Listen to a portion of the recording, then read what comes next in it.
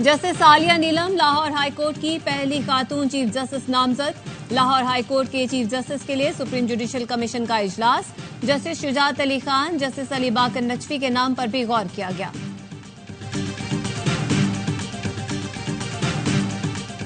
वजीर आजम शहबाज शरीफ 2 रोजा दौरे पर दोशंबे पहुंच गए। शहबाज शरीफ के एजाज में गार्ड ऑफ ऑनर की तकरीब। ताजिकिस्तान के सदर इमाम अली रहमान ने पुरतपा का इस्तकबाल किया। एयरपोर्ट पर ताजिक हम मनसब से मुलाकात। ताजिकिस्तान के कौमी हीरो इस्माइल सामानी की यादगार पर फूल रखे। वजीर आजम शहबाज शरीफ मफाहमती याददाश्तों पर दस्तखत की तकरीब में शिरकत करेंगे। नायब वजीर आजम इसाक डार, वजीर दिफा ख्वाजा आसिफ, वजीर इत्तलात अता तारर और मावन खुसूसी तारिक फातमी भी वजीर आजम के हमरा।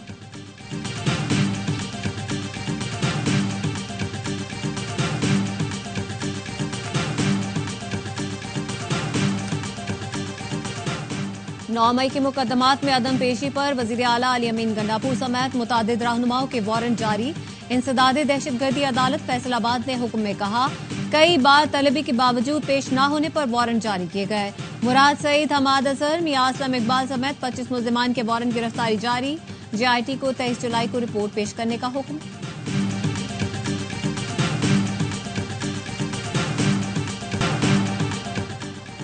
£190 मिलियन केस में बुशरा बीबी की उबूरी जमानत मंजूर। इस्तगासा के 3 गवाहान के बयान कलमबंद। आइंदा समात पर मजीद 3 गवाहान तलब।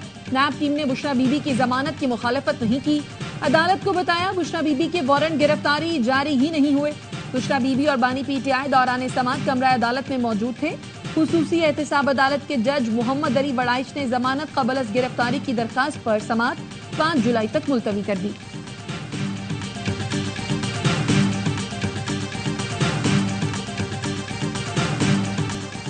नए टैक्स और आलमी सतह पर कीमत बढ़ने से पाकिस्तान में दालों की कीमत बढ़ गई। दाल चना की कीमत में एक हफ्ते के दौरान ₹69 का बड़ा इजाफा। दाल चना दर्जा अव्वल 231 से बढ़कर ₹295 हो गई। दाल चना दर्जा दोम ₹216 से बढ़कर ₹285। दाल मूंग दर्जा अव्वल की कीमत ₹60 किलो इजाफे से ₹330। दाल मूंग दर्जा दोम ₹260 से बढ़कर ₹300। दाल माश की कीमत में ₹10 इजाफा।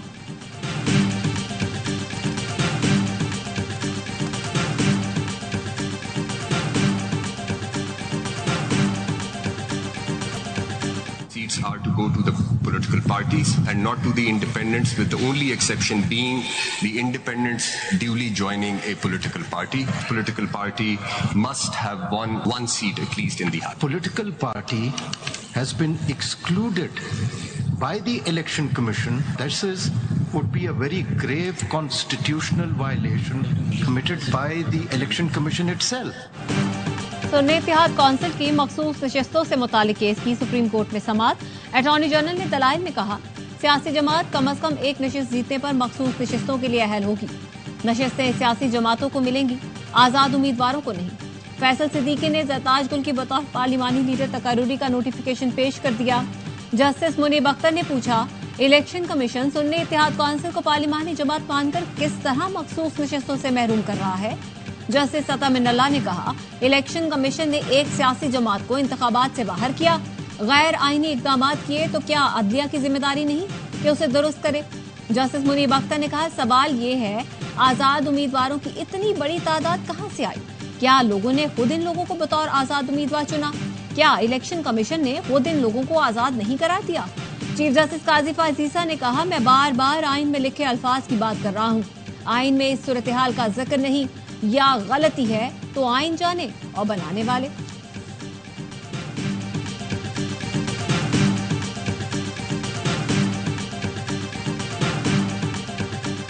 Indirectly, this apex court would be validating a grave constitutional violation and thus invoking the doctrine of necessity again. Read all the judgments which introduce the doctrine of necessity, and all of them rely upon the justice principle. एक आईनी इदारे ने फैसले की गैर आईनी तशरीह की और सुप्रीम कोर्ट उसकी तौसीक करे। क्या आप चाहते हैं फिर नजरिया जरूरत तस्लीम करें? सुन्नी इत्तेहाद काउंसिल की मखसूस नशिस्तों के केस में जस्टिस अता मिनल्ला के रिमार्क्स, जहां ये आर्टिकल 185 का नहीं, अवाम के हुकूक का केस है जिन्हें इलेक्शन से महरूम रखा गया। चीफ जस्टिस काजी फाजीसा ने कहा, सुप्रीम कोर्ट के फैसले इंसाफ पर मबनी है। नजरिया जरूरत के जारी फैसले पढ़ें, सब में लिखा है इंसाफ के तकाजों पर अमल किया। जस्टिस मंसूर अली शाह ने कहा, समझ में नहीं आ रहा कि इंसाफ क्या है। ये इलेक्शन का केस है। मेरे लिए मुश्किल होगा कि इलेक्शन से 1 मिनट पहले जो गैर कानूनी हरकत हुई उसको नजरअंदाज कर दूं। समाअत 9 जुलाई तक मुलतवी।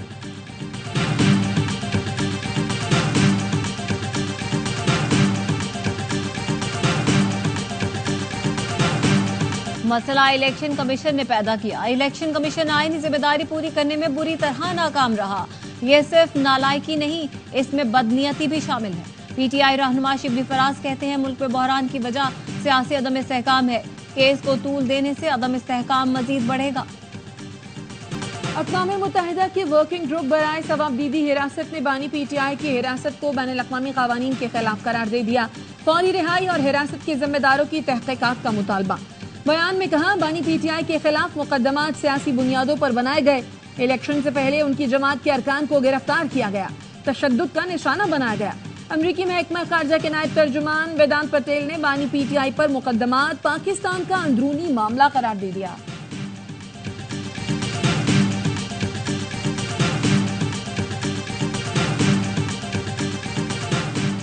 बानी पीटीआई की गिरफ्तारी और जेर इल्तिवा मुकदमात पाकिस्तान का दाखिली मामला है। वजीर कानून आजम नजीर तारड़ का अक़वाम मुत्तहिदा के वर्किंग ग्रुप की रिपोर्ट पर रद्द-ए-अमल। कहा, बानी पीटीआई सजायाफ्ता कैदी के तौर पर जेल में है। खुद मुख्तार रियासत के तौर पर अदालतों के जरिए आईन और कानून पर अमल होता है। बानी पीटीआई को आईन और कानून और आलमी उसूलों के मुताबिक तमाम हुकूक हासिल है। कई मुकदमात में बानी पीटीआई को रिलीफ मिलना शफाफ मुनसिफाना ट्रायल और अदालती निजाम का मजहर है। मुल्क जो है वो सियासत के जरिए ही चल सकता है। सियासी जमातों और सियासतदानों के जरिए ही आगे बढ़ सकता है। अगर झूठ बोला जा रहा है तो हम कहते हैं कि ये सियासत हो रही है। अगर हट धर्मी है तो हम समझते हैं कि ये सियासत हो रही है। सियासी जमातें ही मुल्क आगे ले जा सकती हैं। मुल्कों की तरक्की का दारोमदार सियासी इस्तेहकाम पर होता है। मुशीर बराए बैनुल सूबाई राब्ता राना सनाउल्लाह कहते हैं, आजकल झूठ और हट धर्मी को सियासत का नाम दे दिया गया है। झूठ की बुनियाद पर मुल्क आगे नहीं बढ़ सकता। तनख्वाहें और मराहत लेने के बाद भी लोग काम नहीं कर रहे।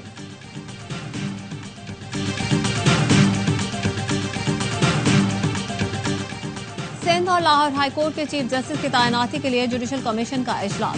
Chief justice Qazi Faez Isa supreme court में इजलास की सरबराही कर रहे हैं। Chief justice Sindh high court के लिए justice Shafi, justice Naimatullah, justice Salahuddin और chief justice Lahore high court के लिए justice Shujaat, justice Ali Baqar, justice Aalia Neelum के नाम पर गौर।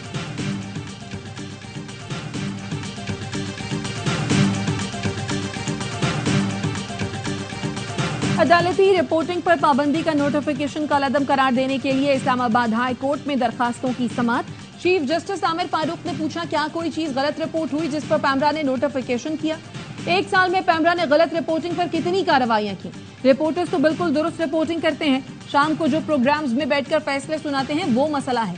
अदालती कार्रवाई को इन कैमरा करना या ना करना अदालत का काम है। अदालत में मौजूद लोगों को कार्रवाई देखने का हक है, तो गैर हाजिर लोगों को क्यों नहीं? मैं आवाम के हुकूक का महाफिज हूँ। पूरी दुनिया को इस हक से महरूम नहीं कर सकता। समाअत कल तक मुलतवी।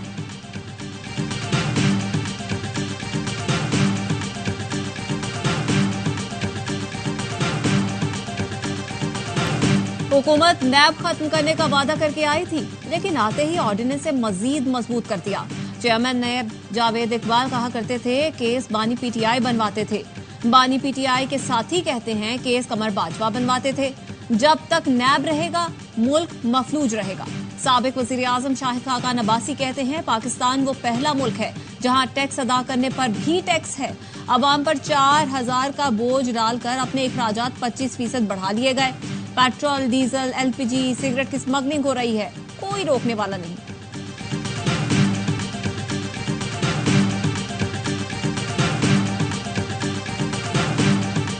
साल के दौरे हुकूमत में वो कैरी ऑन हुआ है। सिर्फ सिंध का रूरल अर्बन का भी जो कोटा है ये भी पहले से आ रहा था। पीपल्स पार्टी चाहते हुए भी ना चाहते हुए भी 40% मुलाजमतें अर्बन एरियाज के लोगों को देनी है। ये तो प्रोटेक्शन है 40% अर्बन एरियाज में रहने वाले नौजवानों की। 40% कोटा शहरी आबादियों के लिए तहफ्फुज है। कोटा सिस्टम का आगाज लियाकत अली खान ने किया। भुट्टो हुकूमत ने सिर्फ इसे जारी रखा। सिंध के सूबाई वजीर सईद गनी कहते हैं, एमक्यूएम नफरत की सियासत कर रही है। कोटा सिस्टम इन लोगों के हक में है जो हम पर तनकीद करते हैं। हमारी ख्वाहिश थी गवर्नर सिंध पीपी का हो। नून लीग ने कहा गवर्नर उनका हो। नून लीग गवर्नर नहीं लगाती तो फिर पीपल्स पार्टी अपने गवर्नर का नाम देगी। एमक्यूएम रहनुमा अमीनुल हक कहते हैं गवर्नर तैनात करना विफाक का काम है। सिंध हुकूमत अपनी हुदूद से बाहर ना निकले।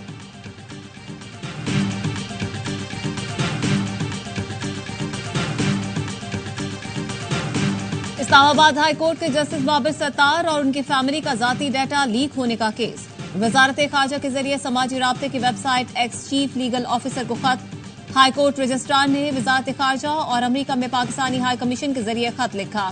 एक्स से पाकिस्तानी तहकीकाती इदारों को मुतालिका मालूमात फराहम करने की दरख्वास्त की। कहा हाई कोर्ट जज जस्टिस बाबर सत्तार और उनकी फैमिली का जाती डाटा एक्स पर लीक हुआ। एक्स डाटा लीक करने वाले के अकाउंट की शनाख्त में मुआवनत करे।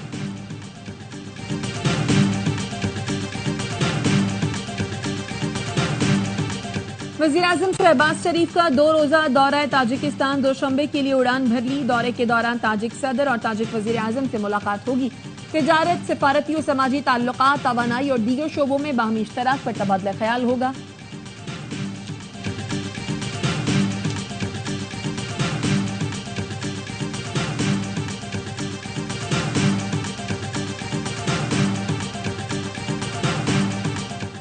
पाकिस्तान और इमारात इस्लामी के अफगान अबूरी हुकूमत के दरमियान राब्ता। ज़राए के मुताबिक दोहा अफगान कॉन्फ्रेंस में शरीक अफगान वफ्द की पाकिस्तानी वफ्द से मुलाकात हुई। पाक अफगान वफूद की मुलाकात कतर में पाकिस्तानी सफीर मोहम्मद एजाज की रिहाइशगाह पर हुई। पाकिस्तानी वफ्द के सरबरा आसिफ दुर्रानी और काबुल में डेप्यूटी हेड ऑफ मिशन मुलाकात में शरीक थे। अफगान अबूरी हुकूमत के तर्जुमान ज़बीउल्लाह मुजाहिद ने अफगान वफ्द की क़यादत की। पाकिस्तानी सफीर ने अफगान वफ्द के एजाज में इशाया भी दिया। और इंतजार की घड़ियां खत्म। ए-आबाद डिजिटल का मेगा ड्रामा सीरियल कभी मैं कभी तुम आज से शुरू होगा। पाकिस्तान के फेवरेट होस्ट फहद मुस्तफा और हानिया आमिर मरकजी किरदार निभाएंगे। दिल छू लेने वाले लव स्टोरी की हिदायत बदर महमूद, जबकि तहरीर किया है फरहत इश्तियाक ने। 2 जुलाई से हर पीर और मंगल की रात 8 बजे सिर्फ ए-आबाद डिजिटल पर।